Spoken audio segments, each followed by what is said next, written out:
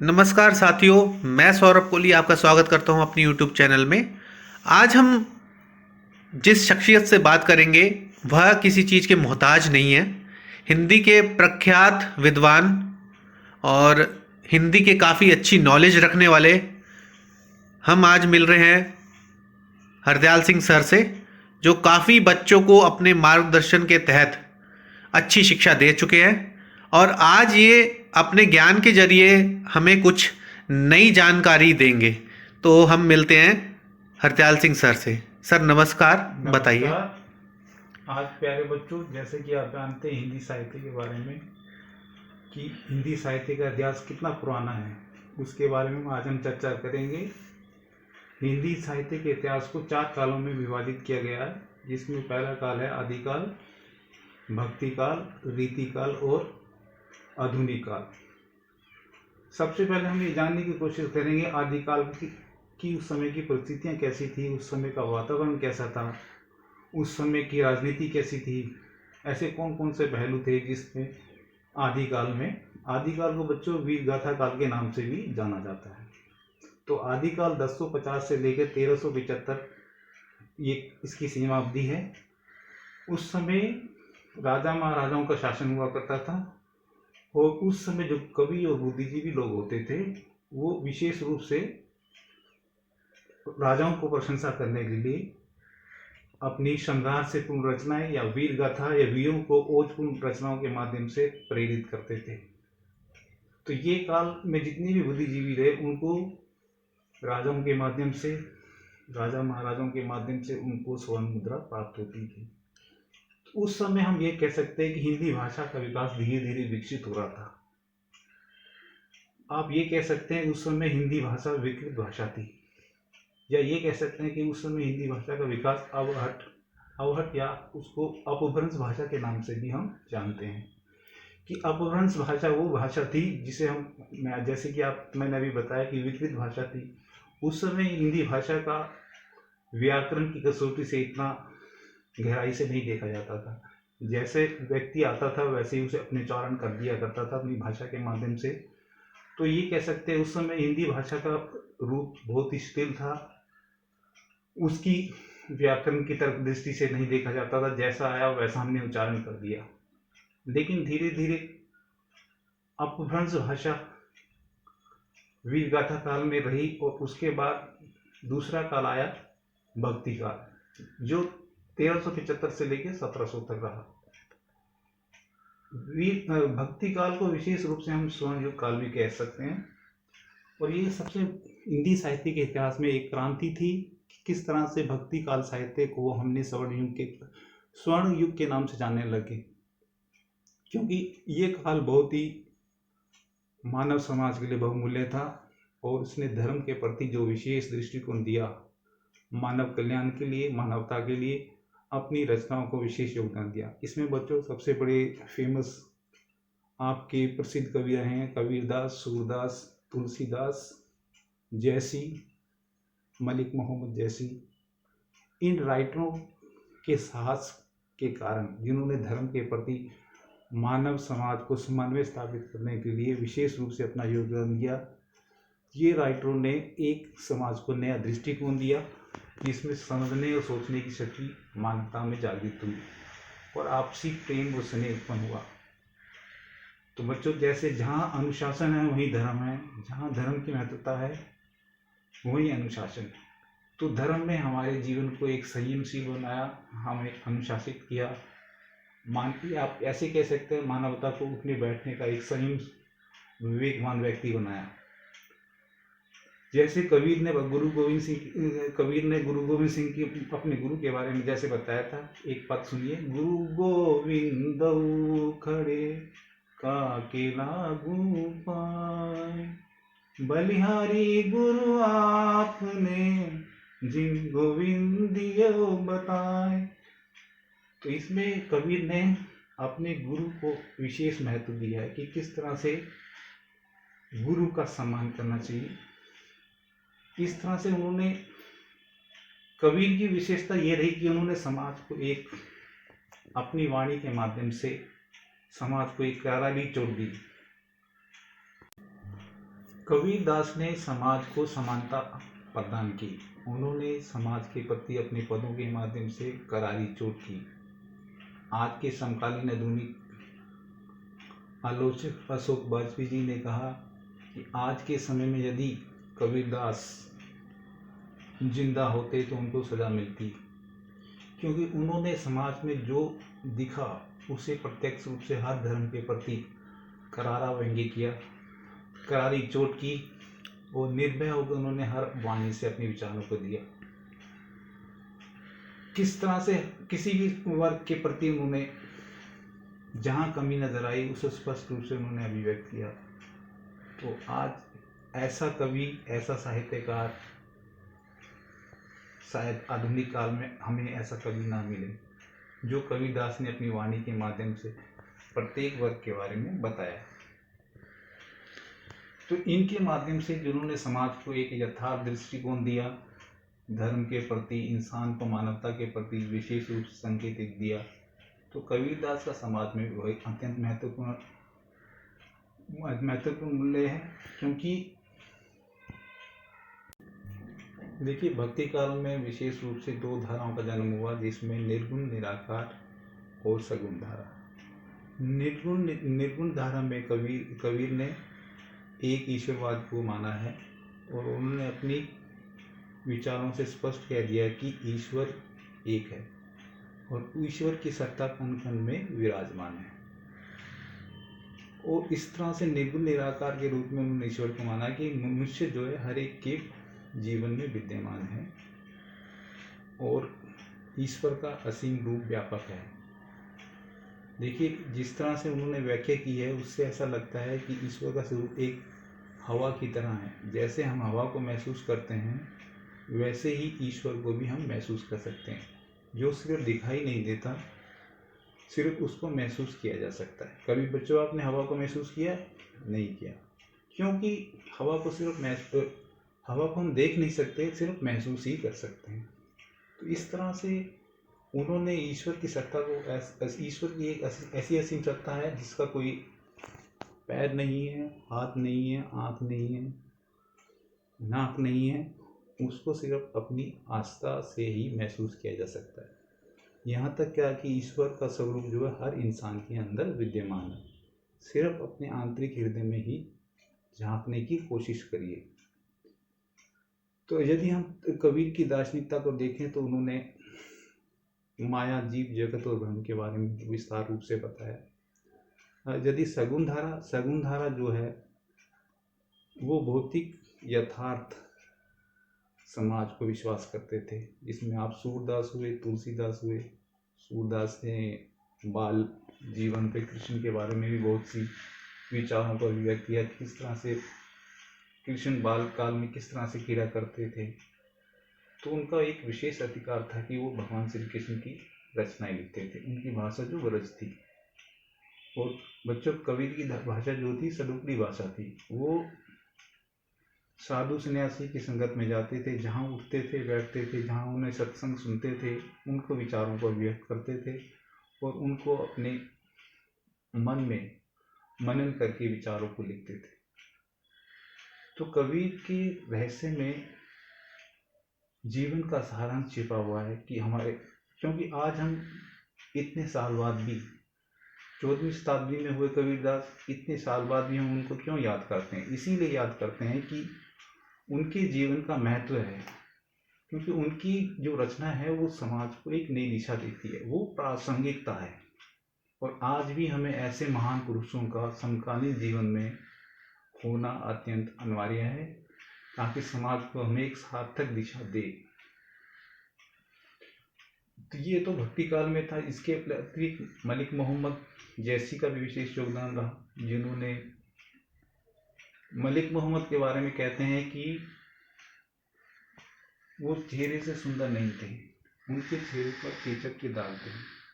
जब वो दरबार में गए, शेरशाह सूरी ने उनके चेहरे को देखकर उन पर व्यंग्य किया, तो उस समय वो बड़े सहज ढंग से उन्होंने जैसी ने कहा, आप मुझ पे क्यों हंसते हो, जिसने मुझे बनाया उस पे हंसो। ये बात सुन के शेरशाह सूरी बहुत ही बहुत ही शर्मिंदा महसूस करने लगे और कहने क्षमा करिए, मेरा कहने का ये अर्थ नहीं था। तो बच्चों, सुंदरता जो होती है जीवन में, आंतरिक सुंदरता होती है। बाद में उन्होंने, जयसिंह ने पद्मावत लिखकर अपने आंतरिक सौंदर्य को स्पष्ट किया कि किस तरह से उनके अंदर हृदय में आंतरिक सुंदरता विराजमान है, और आज वो पूरे विश्व के कवि माने जाते हैं। तो सबसे बड़ा इससे हमें ये शिक्षा भी मिलती है जो किस तरह से कि हम बाहरी सौंदर्य को देखना नहीं चाहिए, बल्कि आंतरिक सौंदर्य ही हमारी जीवन की सबसे बड़ी प्राथमिकता है। यदि हम तुलसीदास जी के बारे में थोड़े दो विचार व्यक्त करें। तुलसीदास जी ने, जैसे कि आप जानते हैं, रामायण लिखी, रामचरित्र के मानस के माध्यम से महाकाव्य रचना की, जिसमें राम के आदर्श रूप को उन्होंने अभिव्यक्त किया, किस तरह का समाज होना चाहिए, तो कैसे जीवन के परिवार में एक दूसरे के साथ कैसे सम्मान देना चाहिए।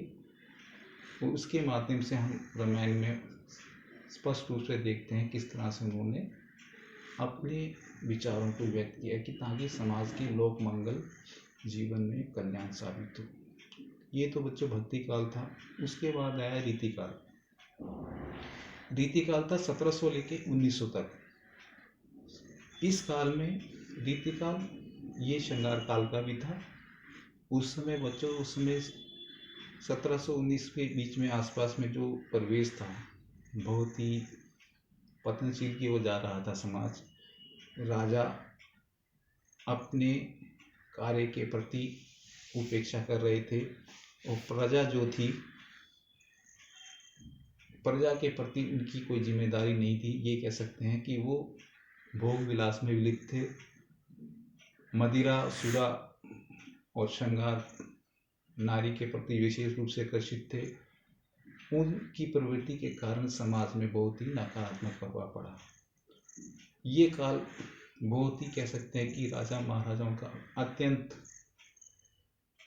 अपने कार्य के प्रति कर्तव्यहीन होकर समाज को भी दिशाहीन कर रहे थे और अपना स्वयं का भी पतन कर रहे थे। ये रीतिकाल में विशेष था। और रीतिकाल में इन्होंने रचना जो लिखते थे वो श्रृंगार से संबंधित होती थी। राजा महाराजाओं को सुनाते थे और स्वर्ण मुद्रा जो है प्राप्त करते थे। तो बच्चों, अब नेक्स्ट आपका आ गया आधुनिक काल। जो ये आधुनिक काल यानी समकालीन परिवेश। और समकालीन परिवेश जैसे कि आप जानते हैं मॉडर्न युग, इसमें सबसे बड़ा 1900 शताब्दी से लेके अब तक का माना जाता है। और 1900 शताब्दी में सबसे पहले हमारे हिंदी साहित्य के जो कवि आए, भारतेंदु, हरिश्चंद्र भारतेंदु, इन्होंने 1900 लेके 1920 तक जो साहित्य को दिया वो बहुमूल्य माना जा सकता है, क्योंकि उन्होंने समाज को एक नई दिशा दी। और ये पहले गद्य लेखक माने गए हैं। और उस समय की सबसे पहले आधुनिक काल में, उस 1920 के समय की ऐसी परिस्थितियाँ थी जब हमारा देश गुलाम था। और देखो बच्चों, जब जो राइटर लिखते हैं वो समय और परिस्थिति के हिसाब से लिखते हैं। उस समय की कैसी परिस्थिति थी, सामाजिक स्थिति कैसी थी, राजनीतिक कैसी थी, सामाजिक कैसी थी, धार्मिक कैसी थी। और सबसे बड़ा दृष्टिकोण भारतेंदु ने अपनी पत्रिकाओं के माध्यम से, जो सुधा पत्रिका थी उनकी, उसमें उन्होंने देश की आज़ादी के लिए संघर्ष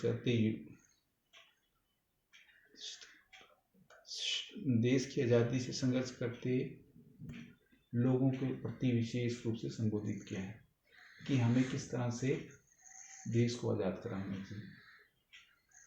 तो उस समय कह सकते हैं कि उस समय देश में जो पत्रिकाएं या साप्ताहिक पत्रिकाएं निकल रही थी, उनका समय उस समय व्यवसायिक नहीं था।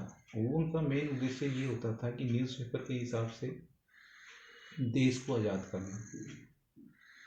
तो इस समय 1826 में भी अगर देखें तो एक जो पत्र निकलता था साप्ताहिक, युगल किशोर, उदांत मार्तांड, उसमें भी देश की आज़ादी के लिए ही विशेष रूप से वो पत्र निकाला गया था। और गद्य में इन्होंने नाटक, कहानी, उपन्यास। तो ये 1900 लेके 1920 तक भारतेंदु युग माना जाता है, क्योंकि जिस राइटर ने सबसे ज़्यादा गद्य साहित्य का अपना योगदान दिया उसी के नाम से ये ईयर सार्थक रहा, भारतेंदु। उसके बाद आया छायावाद उत्तर। छायावाद उत्तर ये भी आधुनिक काल का सेकंड पड़ाव है। इस आधुनिक काल में छायावाद उत्तर में 4 कवियों के कविताओं के माध्यम से विशेष रूप से प्रेरित रहा। अब बच्चों, ये 4 कवि कौन कौन से रहे हैं? एक तो महादेवी वर्मा, जयशंकर प्रसाद, सुमित्रानंद पंत, सूर्यकांत त्रिपाठी निराला। इन्होंने जो रचनाएं लिखी उन्हीं रचनाओं के माध्यम से छायावाद के नाम से विशेष रूप से जाना जाने लगा। अब छायावाद क्या है? छायावाद से अभिप्राय है कि जो मानवीय भावनाएं अपने विचारों को अभिव्यक्त करते थे वो प्रकृति के माध्यम से करते थे। जैसे आप देखिए, सुख में प्रकृति का कण-कण मुस्कुराता, दुख में प्रकृति का कण-कण मुरझाता। जैसा मनुष्य महसूस करता है वैसा ही अपने विचारों को व्यक्त करता है। तो मानवीय भावनाओं को अभिव्यक्त करते हुए प्रकृति के माध्यम से, और प्रकृति प्रेमी थे ये राइटर, और अपने विचारों को बड़ी ही गंभीरता से विचारों को अभिव्यक्त करते थे। तो इस तरह से छायावाद युग जो है काफी प्रकृति के माध्यम से अपनी मानवीय भावनाओं को अभिव्यक्त किया जाता था। साथ साथ अब इसके अलावा नेक्स्ट दौर आया प्रगतिवाद। अब जैसे ही आप जानते हैं कि प्रगतिवाद से अभिप्राय क्या है? प्रगतिवाद से अभिप्राय है कि वो दौर जो तकनीक या टेक्नोलॉजी युग था, उसमें जो 100 आदमी काम को करते थे अब वो एक मशीन करने लगी। ये कह सकते हैं कि उस समय टेक्नोलॉजी का विकास होने लगा, और समय और परिस्थिति के हिसाब से वैसे ही प्रगतिवाद रचनाएं भी लिखी जाने लगी, और समाज को, यथार्थ समाज का प्रतिबिंब दिखाई देता है स्पष्ट रूप से। तो इस तरह से ये प्रगतिवाद के से प्रेरित होकर ही उस समय कवि और बुद्धिजीवियों ने उसी परिवेश और समय और सामाजिक परिस्थितियों को मद्देनजर रखे वैसी रचनाओं का विशेष रूप से योगदान दिया जाना। प्रगतिवाद के बाद फिर आया प्रयोगवाद। ये भी आधुनिक काल में प्रयोगवाद में नई नई कविताओं में नया प्रयोग करने लगे। जो भौतिक वस्तु हमें प्रत्यक्ष रूप से दिखाई देती थी उसको विशेष चिंता नहीं करते थे। जैसे हमें भौतिक वस्तुएं दिखी उसी को रचनाओं के माध्यम से हम अपने विचारों को अभिव्यक्त करने लगे। ये कह सकते हैं कि रचनाओं को गद्य में कविताएं विचारों को किससे व्यक्त करने लगे। जैसे कोई भौतिक वस्तु देख ली उसको वैसे ही अभिव्यक्त किया गया। जैसे कवि ने लिखा है कि प्यार का नाम लेते ही बल्ब जैसी लाल सुर्ख हो जाती। तो जो वस्तु उनको कवियों को दिखी और महसूस हुई उन्होंने प्रेम सौंदर्य से उसको कंपेयर कर दिया, तुलना कर दी। फिर इसमें देखिए कुछ कवि ऐसे भी थे जिन्होंने अपनी रचनाओं को लिखा। जी हाँ हजूर, मैं गीत बेचता हूँ, तरह तरह के गीत बेचता हूँ। तो जैसे अपने भावों को विचार आया वो गद्य भाषा में सरल और सहज स्वभाव में अपनी कविताओं को उन्होंने अभिव्यक्त कर दिया। नेक्स्ट पॉइंट आया है नई कविता। नई कविता जो है आज के दौर में अभी कंटिन्यू चल रही है। नई कविता में भी बिल्कुल प्रत्यक्ष और स्पष्ट रूप से गद्य भाषा में ही अपने विचारों को अभिव्यक्त कर दिया, और उसमें व्याकरण की कसौटी से बिल्कुल नहीं देखा जाता। जैसे भाव आए वैसे ही विचारों को लिख दिया। जैसे आप उदाहरण देखिए, सर्वेश्वर दयाल सक्सेना की कविता है जी, लोकतंत्र को जूते पे लटकाए भागे जा रहे हैं सीना फुलाए। तो ये एक तरह का राजनीति पर विशेष तीव्र व्यंग्य कह सकते हैं कि इसमें जैसी राजनीति को उन्होंने महसूस किया उसी विचारों को, अपने विचारों को उन्होंने अपनी रचनाओं के माध्यम से अभिव्यक्त कर दिया। यदि हम इस विषय के बारे में और थोड़ा गहराई से देखें तो ऐसा लगता है कि जैसे सहज भाव से उनके अंदर विचार आए और उन्होंने अपनी वाणी के माध्यम से अपनी कविता में व्यक्त कर दिया गया। और ये नई कविता जो है गद्य में लिखी गई तो सहजता से उसमें ज़्यादा इतना चिंतन नहीं हुआ। वो सरल और स्पष्ट भाव अभिव्यक्त किया और उनको कविता के माध्यम से व्यक्त किया। तो ये बच्चों पूरी आपकी 4 काल हैं जिसमें आपने आज हिंदी साहित्य के इतिहास के बारे में संक्षिप्त में थोड़ी जानकारी प्राप्त की। नमस्कार।